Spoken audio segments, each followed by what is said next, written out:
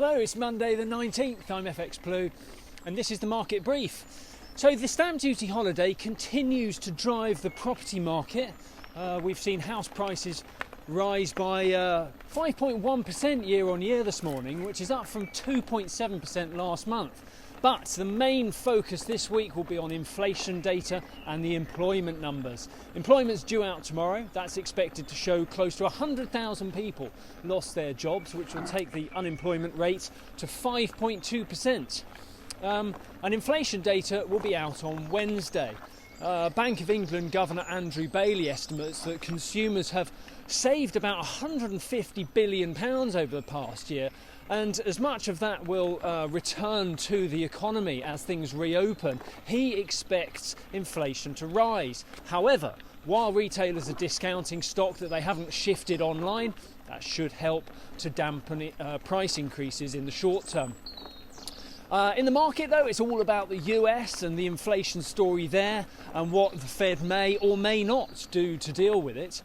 Sterling remains range bound between about 136.70 and around about 139 against the dollar. We're unlikely to break out of either side of that range until a clearer picture of the Fed's actions has come through.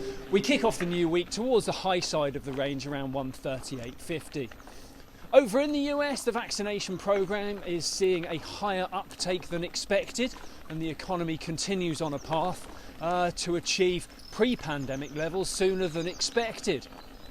Current GDP estimates have Q1 at around 6.8% and Q2 at around 4.4%, but those estimates are being updated almost on a daily basis now.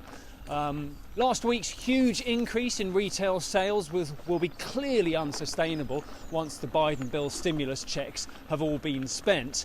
And the weekly jobless claims saw a significant improvement, which added to the market concerns that the Fed will need to start tapering support relatively soon.